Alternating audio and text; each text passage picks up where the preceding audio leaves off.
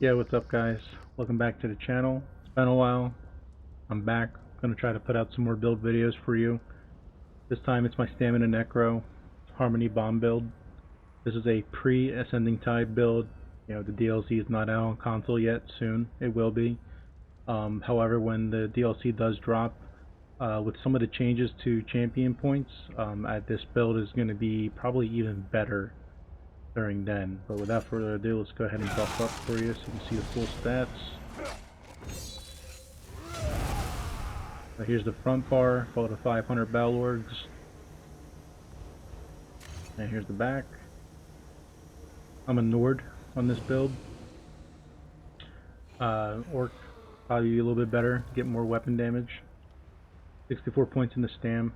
We are not a vampire on this build. Not needed. We're using Lava Foot Soup and Saltrice. And we're running the Atronach Mundus. And we're using a mixture of tripods and weapon power pods. And you'll see why. This is a sword and board dual wield setup. We're front barring Plague Break, two maces, Nirnhone and Sharpen. We're going to back bar Clever Alchemist. It's going to give us a lot of damage. We're two piecing Balorgs, both divines. Got Plague Break on the body and Clever Alch. There's a mix. Plague Break Amulet. All my jewelry is Harmony.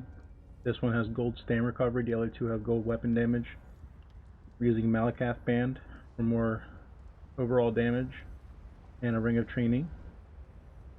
I'll just go over the setup here. This is a front bar, back bar setup. What that means is on the back bar, the active set is going to be Clever Alchemist.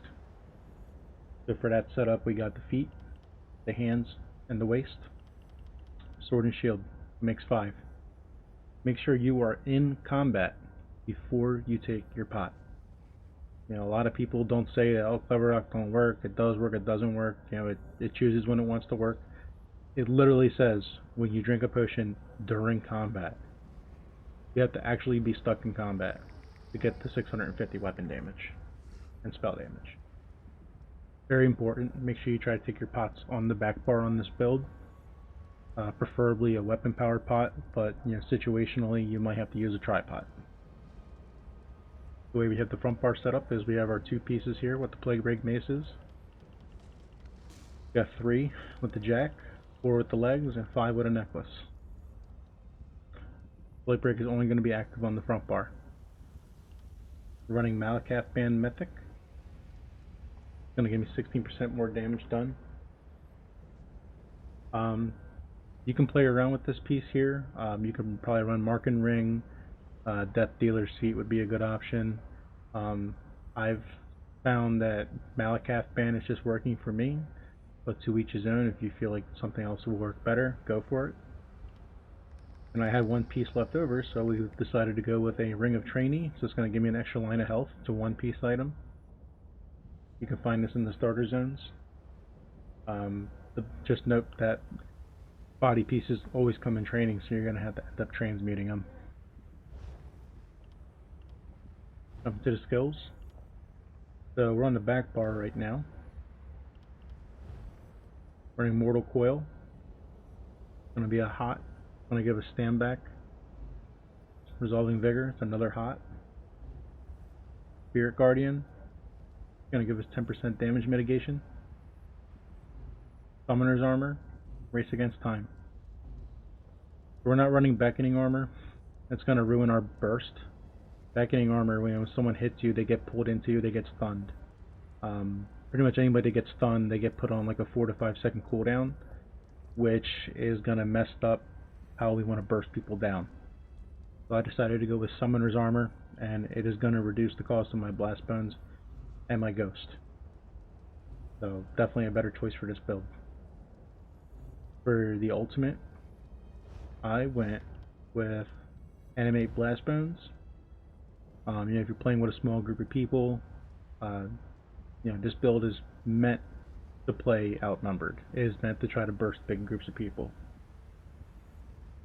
Sometimes, your allies get downed, you can kite a little bit. The theory behind this is, you can res of the 3 people. It'll summon 3 blast bones, and the blast bones are meant to like try to keep the pressure off of the people you just rezzed, so they can have a second to buff up. You can absolutely run spell wall. There's another option from the sword and board line.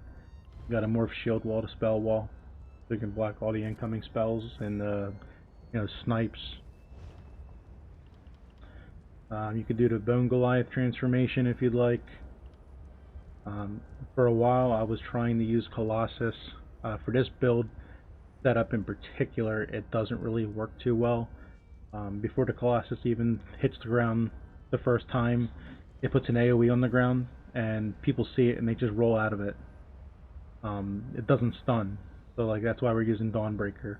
We're relying on Dawnbreaker to get them stunned, so we can throw the graveyard down and synergize it. We'll get to the front bar here. Running Whirling Blades, Camo Hunter, Blighted Blastbones, Ruinous Scythe, Avid Boneyard, and Dawnbreaker of Smiting. Now, I'm running Ruinous Scythe. This build doesn't really have a spammable per se. I figured Ruinous Scythe would be a good option. It's a nice quick burst heal. It's 4k for each enemy you hit with it, and then it puts up a hot. It seems to be alright. It doesn't really do too good of damage. I mean, it sets the enemies off balance, so your teammates can stun them a little easier. If you feel like it's not really, I feel like it's worth it sometimes, but then sometimes I don't. You could also run Blood Craze. It'll be a hot and it'll be a dot. Or you can even run Necrotic Potency here. So like you go in for your bomb, as soon as you kill everybody, you can pop this, get all your ultimate back. You just throw it right there. Yeah, that's pretty much it for the skills. For champion points, this is the crafting tree, but there are some important CPs in here for PvP. So there's War Mount. You don't use stamina when you sprint on the mount, until you get hit by somebody or something. You get 10% more mount speed with that one. Rationer will give you 30 minutes more on food. Liquid efficiency, potions aren't cheap. You can use the Alliance weapon pots. They work just as good as the crafted ones. It's the same thing. But stuff like tripods, unless you hoard a bunch of crown tripods, they're not cheap. They're like 30 to 40k a stack. There's a 10% chance that you're not going to consume one, so it's going to save you a little money. And then one passive CP right here, Breakfall. 35% reduced damage from falling. This is really, really nice on any PvP build, not just this one in particular. Especially if your kite game is strong, you can drop down to a lower level, take 35% less damage from the fall. So definitely consider running this. So on the blue tree, we're running Master at Arms, Biting Aura, Ironclad, and Endless Endurance. Now, next patch, I would highly recommend running Occult Overload. You can even run it now. I just felt like it was underperforming, and I would rather have a little more stam on the build. But I've seen some tooltips from PC players where Occult Overload is, instead of like 4k Oblivion damage, it's like 10 or 12k. Some ridiculous numbers. So not just for this build in particular, but like any kind of bomb build that you're thinking of making, definitely consider running Occult Overload, because during the Ascending Tide patch, it's going to be way overpowered. So I would abuse it until they nerf it. Get in the red tree. Running Pain's Refuge. Sustained by Suffering. Slippery. And Boundless Vitality for more health.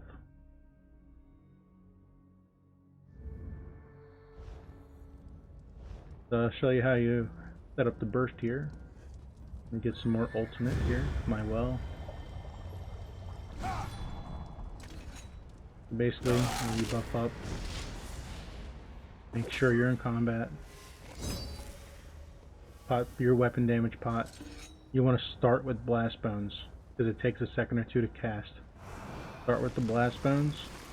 Throw the Donnie, the stun, synergize it, and then hopefully by then all you gotta do is throw a spin or two, and you just blew up a bunch of people.